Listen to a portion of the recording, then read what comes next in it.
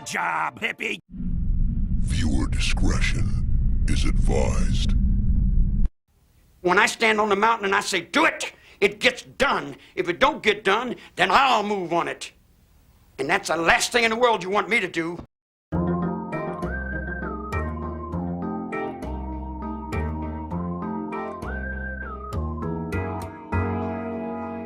Charles Manson was born in Cincinnati, Ohio, November 12, 1934. His mother was just 16 years old when she had Charlie. Her name was Kathleen Maddox. When he was born, his mother registered him as no name Maddox. Charlie said throughout his whole life that his mother was an alcoholic and prostitute, which wasn't true, but she was a party girl. Shortly after having Charlie, she briefly married a laborer named William Eugene Manson, giving Charlie his last name that he would later make infamous during the Summer of Love. Kathleen was no prostitute, but she liked her booze, and on August 1st, 1939, after a day of drinking, Maddox decided she was going to rob a service station. Her weapon of choice was a ketchup gun. She was found and arrested within hours. At the trial 7 weeks later, ketchup gun or not, Kathleen was sentenced to 5 years. Manson was 5 years old when this all happened. He would be placed in the home of an aunt and uncle in McMetchen, West Virginia. This proved too much for the young Charlie. He began to act out. He did nothing but lie, steal, and would do anything to be center of attention. He missed his mom. Poor kid. Charlie was a born leader. In his first grade, Charlie would recruit gullible classmates, mostly girls, to attack other students and do his dirty work. But when young Charles felt personally insulted or slighted, he would take care of business himself. I'll end you! One day, him and his cousin got into a fight, and his cousin Joanne locked him outside. Charlie tried everything to get back in the house, but she wouldn't let him in. Big mistake. Charlie looked around the yard. Charlie found his sickle and merrily skipped back to the house. The young Charlie was exploding with rage, and upon getting to the door, he screamed with a crazed look and slashed the screen door with the razor-sharp sickle. He began breaking through the door, and his cousin Joanne screamed in horror. Luckily, his aunt and uncle pulled up and seen Charlie yelling at his cousin to open the door with the sickle. They demanded to know what was going on. Charlie was red in the face and Joanne was pale as a ghost. Charlie tried to say he was protecting himself, but they seen through it and gave him the whipping of his life. He was just 7 years old. It didn't make any difference, his cousin Joanne would say. You could whip him all day and he'd still go around doing what he wanted. Sounds like a normal kid to me, acting out because he missed his mom, don't you think? Stop! That's not funny. All right, ladies and gentlemen. I love you.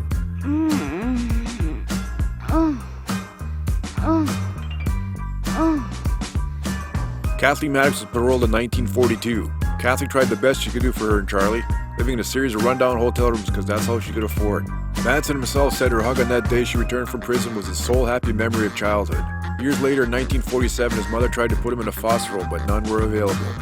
She wanted a better life for him. The courts placed Manson in Jabal School for Boys, but after 10 months he fled there to his mother, who rejected him. He was on his own. But Charlie's sentence to life of crime had already begun. At just 9 years old, he was already cutting school and stealing. Burglary became a way of life until he got caught and sent to a juvenile center. He escaped the next day. He was recaptured. He was placed in Boys Town. He escaped. He committed 2 armed robberies and sent back to Indiana Boys School. He was just 13 years old. Charlie said he endured sodomy and beatings until he finally made his escape in 1951. He committed a string of robberies in a stolen car and was sent to the National Training School for Boys.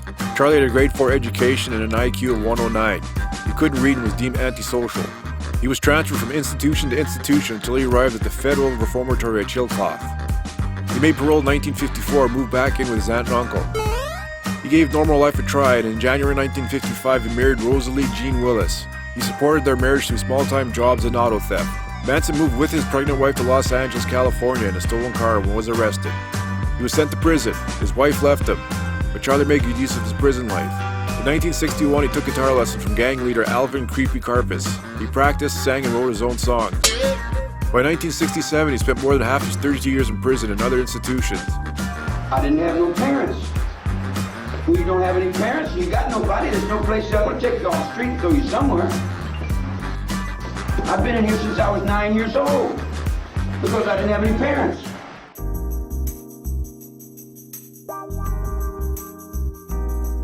I ain't got no fucking disciples. They were marine biologists, chemistry majors, history. Each one of them was smarter than I was. When he was up for parole, he asked for permission to stay, but he was denied. But Manson did receive permission from parole board to move to San Francisco. He met Mary Brunner, a 23-year-old student, and moved in with her. He soon had 18 other women living with him. Good morning, Charlie. Manson established himself as a guru in San Francisco High Ashbury District during the 1967 Summer of Love. He soon had the first of his followers, which he called the Manson family, most of them women. Charles Manson got his philosophies from the Process Church and Scientology. He had been following Scientology since 1961 in prison. He was a devout follower. Manson said his followers were the reincarnation of the original Christians and the Romans were the establishment. He said he was Christ and envisioned himself on the cross being crucified as Christ. Before the summer ended, Manson and 8 or 9 of his disciples piloted an old school bus. They remodeled the entire bus hippie style with pillows and blankets. They cruised all over the western United States, living life in the summer of love to its fullest. Manson had a dynamic personality with the ability to read a person's weakness and play them. Prison had served him well. I play music. I get out of jail, and these kids come around me. They seen a nice guy, and I'm not a nice guy. The events that would culminate in the Helter Skelter murders were set in motion in the late spring of 1968 when Dennis Wilson of the Beach Boys picked up 2 hitchhiking Manson women. Wilson brought them to his house for a few hours to party. Upon hearing of this, Charles Manson went to see Dennis Wilson and met Wilson coming home from a nightly recording session. Manson greeted him in the driveway. Wilson asked the stranger whether he intended to hurt him. Assuring him he had no such intent, Manson began kissing Wilson's feet. Wilson soon had 24 family members living with him. Within a few months, they cost Dennis Wilson of the Beach Boys approximately $100,000, including a large bill for gonorrhea and $21,000 in wrecked cars. Summer of love indeed. But they seen that, so I said, well, as long as they seen the nice guy, I'll reflect the nice guy. I'll be the nice guy to them. So I played as much nice guy as they could deal with. Wilson would sing and talk with Manson while the women were treated as servants. Wilson also paid for studio time to record songs written and performed by Manson. Manson recorded an album called The Way of the Wolf. Wilson introduced Manson to a music business acquaintance named Terry Melcher. The whole Charlie Manson package of artist, lifestylist, philosopher impressed him. But by August 1968, Manson and the family had overstayed their welcome, and Wilson's manager evicted him. Get out. Charlie moved his family to the Spawn Ranch. Family members would work around the grounds to pay their way, and Manson ordered a family woman to have sex with the nearly blind George Spawn, the owner of the ranch. They also acted as seeing eye dogs for George Spawn. Charles Watson soon joined the group at Spawn Ranch, and in 1968, Manson moved the family to 2 unused ranches called Myers and Barker. In December of the same year, Manson first heard the White Album from the Beatles. Manson became obsessed with the album. Manson explained to the family that the race riots were growing, and blacks would rise up in rebellion. And the White Album's songs, he declared, told it all. Although in code, he maintained the album was directed at the family itself. He then moved the family to a canary yellow home in Cahoga Park, he called the Yellow Submarine. Family members began preparing for the apocalypse, which Manson had termed Helter Skelter. By February, Manson's vision was complete. The family would hide in a secret city beneath Death Valley, called the Bottomless Pit, and then come out to rule after the apocalypse and everyone was dead. The family began working on an album whose songs would trigger the predicted apocalypse. They were told Terry Melcher was to come to the house to hear the family, but Melcher never showed, and Charlie went looking for him. War? How long has there been a race war? How long have we been in race war? English? How long have we been at war with races? Since we come out of the cave? It's been a race war. All my life I've been in the middle of a race war.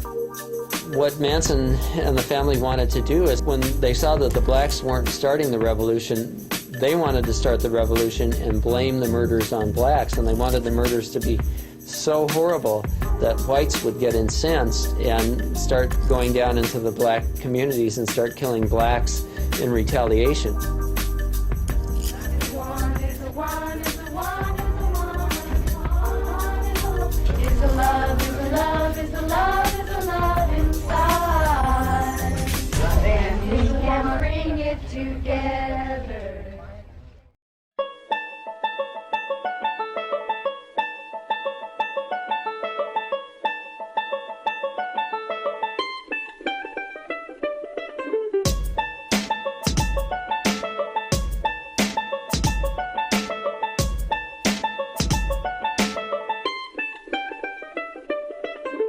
On March 23, 1969, Manson entered 10,050 Cielo Drive, which he had known as Terry Melcher's residence. But as that February, the tenants were Sharon Tate and Roman Polanski, so Manson left. On May 18th, Terry Melcher finally visited Spawn Ranch to hear Manson and the women sing. Terry Melcher arranged a recording session with a friend who possessed a mobile recording unit, but nothing came of the recording session.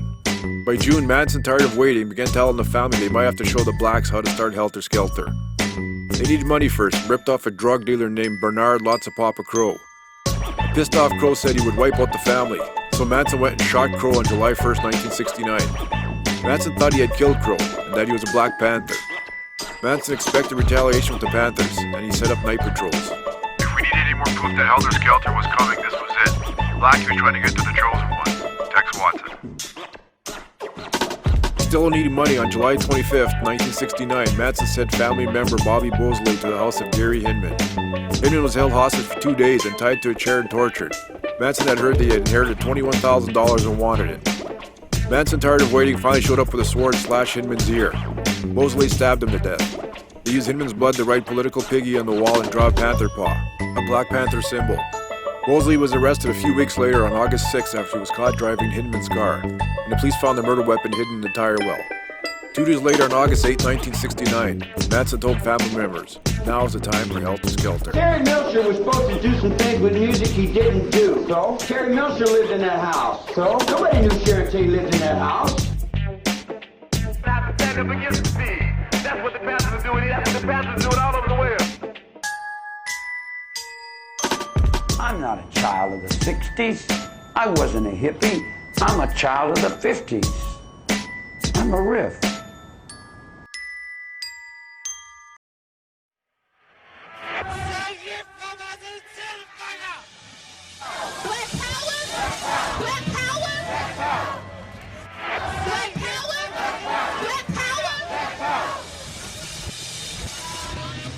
When I stand on the mountain and I say, do it, it gets done. If it don't get done, then I'll move on it. And that's the last thing in the world you want me to do. On the night of August 9, 1969, Manson told Tex Watson to take Susan Atkins, Linda Kasabian, and Patricia Krenwinkel to Terry Melcher's former home and kill everyone there. Tex and I had our own special little stash of cocaine. I think it was cocaine and methadone, I'm not sure which. We were speeding. We both snorted some speed and got in the car. We were very, very wild. Tex Watson cut the telephone line and climbed over the gate. He ran into Steve Parent as he was leaving. The car came up to the driveway, and I remember Tex getting out, and without saying anything, there was gunfire shot. I was in the bushes. Watson stopped him and pointed a gun at him. Steve Parent begged, "Please don't hurt me." He was shot 4 times. Tex Watson then crawled to the open window and unlocked the front doors for the girls. Wojciech Frykowski was sleeping on the couch, and Tex Watson kicked him in the head to wake him up. And Tex said, "I'm the devil, and I'm here to do the devil's business." Meanwhile, Atkins and Krenwinkel forced Sharon Tate, Jerry Sebring, and Abigail Folger into the living room and began to tie them up. The people in the house were all brought into the living room and tied up. And Watson tied Tate and Sebring together by their necks. He was going to hang them in the living room. Jay Sebring began yelling at them to leave the pregnant Sharon Tate alone, so Watson shot him. He then stabbed the groaning Sebring 7 times. Abby Folger was taken to the back room and robbed of $70. Meanwhile, Wojciech Frykowski freed himself. I easily undid the ties, the towel that I tied his wrist with, and he and I began to fight. And he began struggling with Susan Atkins, who stabbed at his legs and tried to take him down. And I remember I was screaming for help, and he was screaming for help, and He fought his way through the front door. Tex came and helped me. Finish him! Watson caught him and struck him over the head with his gun. He then stabbed him repeatedly and shot him twice. Watson hit him so hard that the gun's right grip broke off. And about that time, all I can remember seeing is people just scattering in different places. While this was going on, Folgers had escaped from Krenwinkel and fled out the bedroom door to the pool area.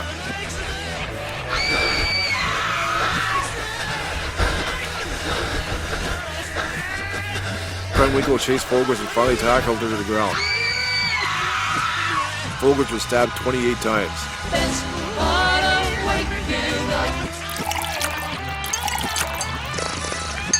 Charles Watson seen Frykowski still struggling across the lawn and stabbed him a total of 51 times. Hello, we're not available now. And I was left to sit and watch Sharon Tate. And she was talking to me. And Sharon Tate was all alone. Tate pleaded to be allowed to live long enough to have her baby, as she could feel her baby moving. as she begged for her life and for the life of the baby. Sharon Tate was stabbed 16 times. I felt nothing. I felt absolutely nothing for her. Watson later wrote that Tate cried "Mother, Mother" as she was being killed.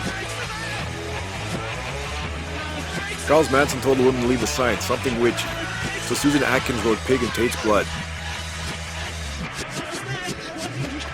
On August 10th, the next day, Manson and 6 family members went to LaBianca's residence at 3301 Waverly Drive. Manson and Watson entered the house through an unlocked back door. Manson held them at gunpoint while Watson tied them up and put pillowcases over their head. The couple were split up and Manson told the family to kill them. Watson stabbed Leno with the bayonet, but Rosemary got loose. She ran to the bedroom and began fighting off the girls. Watson then went to the bedroom and stabbed Rosemary.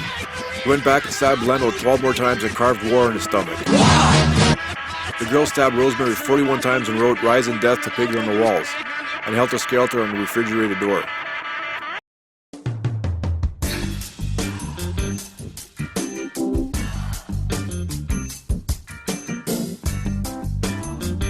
I have it here.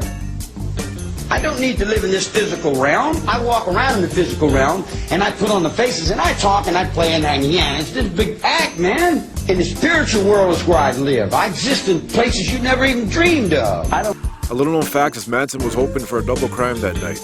Saladin Nadar was a friend of Linda Kasabian, one of Manson's girls, another piggy. Linda directed him to his Venice apartment. Manson dropped him off and returned to Swan Ranch. Linda knocked on the wrong apartment door. In the wrong house, fool! The group abandoned the murder plan and left, but before leaving, Susan Atkins shit in the stairwell. For the next 3 months, they searched Death Valley for a hole in the ground to get access to the bottomless pit city and hide out. They were constantly taking dope and stealing cars and they just sit around all day and sleep, and that's about it. And we went around collecting garbage and had that for dinner and went to the store once in a while, and that was about it. They just slept and got loaded. On August 16th, the sheriff's officer raided Spawn Ranch and arrested Manson and 25 others as suspects in a major auto theft ring, not for murder. Manson hid in a bathroom cabinet for hours until he was found. Police apparently got their break in the Tate case when this girl, Susan Atkins, a member of Manson's family, was arrested and talked to a cellmate about the Tate killings. The warrant issued for the search warrant had been misdated and the group was released a few days later. But Atkins' cellmates told sheriffs of her confession. December 1st, 1969, warrants were issued for members of the family: Patricia Krenwinkel, Leslie Van Houten, Linda Kasabian, Charles Watson, and Charles Manson were arrested for murder. What do you want to call me a murderer for? I've never killed anyone. I don't need to kill anyone. I think it. Fingerprints at the crime scene linked the family to the murders, and the gun Watson used had been found by Stephen Weiss, a 10-year-old boy. Round you, hey now, up on your heart I can sing. An ABS television crew timed how long it would take to change their clothes while driving away from the Tate's house. 6.5 minutes away, they found the family's bloody clothing in a ditch. We interrupt our program to bring you this important message. I love you. Now, back to our show.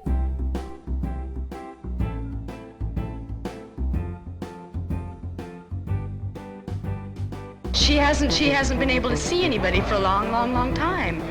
She's been programmed with negative programming to where she's frightened. She wants her children back. Whatever she has to do to get her children back, she's doing it, whether it's true or untrue. The prosecution's main witness was Linda Kasabian. She was granted immunity in exchange for her testimony. Manson was granted permission to act as his own attorney, but Manson violated a gag order and was later denied. On the first day of testimony, he appeared in court with an X on his forehead in protest. The defendants and family did the same thing the next day. Linda Kasabian said that Manson's main motives for the murders was to trigger Helter Skelter. The remaining Manson family members held vigils outside while Manson did what he could to disrupt the trial. Do you feel blame? Are you mad? Do you feel like Wojciech Frykowski? On August 4th, Manson flashed the Los Angeles Times front page that said Manson guilty, Nixon declares. October 5th, Manson leaped over the defense table and tried to attack the judge. The judge began a revolver under his robe the next day. On November 16th, the prosecution rested its case. 3 days later, after arguing standard dismissal motions, the girl's 3 defense lawyers rested without calling a single witness. The next day, Manson testified for over an hour, making no sense in denying his role in the murders. I'm the other end of your society, so you can ride your bicycles and do your thing. All 4 were removed from the courtroom for disrupting the prosecution's closing argument. And on January 25th, 1971, the jury returned with guilty verdicts for all of the 4 defendants. They were all sentenced to death, but then reduced to life in prison. Not my fault because you don't understand me. I don't understand you either. Yeah, and I only knew Linda Kasabian. I've seen her 3 times in my life, maybe 2 minutes in my whole life I've seen the broad. She come up to the ranch for about a week and she said, hey, my name is Linda. I said, oh, Linda. She said, can I stay here? I said, can you stay here? She said, I'd like to live at the ranch. I said, I'd like to live at the ranch. She said, well, can I stay here? I said, oh, Linda. She said, can I stay here? I said, can you? In a separate trial, Charles Tex Watson also got the death penalty, but that was later reduced to life. After his return to prison, Manson's hippie speeches held little sway. Rumors of Manson becoming a sex slave to a member of the Aryan Brotherhood in San Quentin for protection went around. Manson's mother said during the trial that Manson suffered no neglect and was spoiled as a child. Helter Skelter indeed. I love you, Mommy.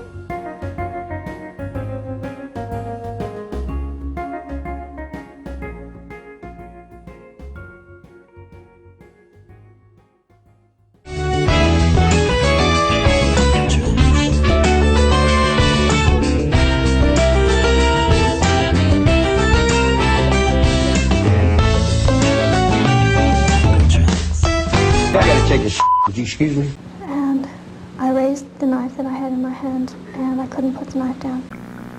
Did Susan Atkins tell me the truth when she said that her 2 hands had never taken a human life? That is very true. She did not kill Sharon Tate. That is true. Welcome to my channel. This is Mr. Scary. Hope you enjoy the show.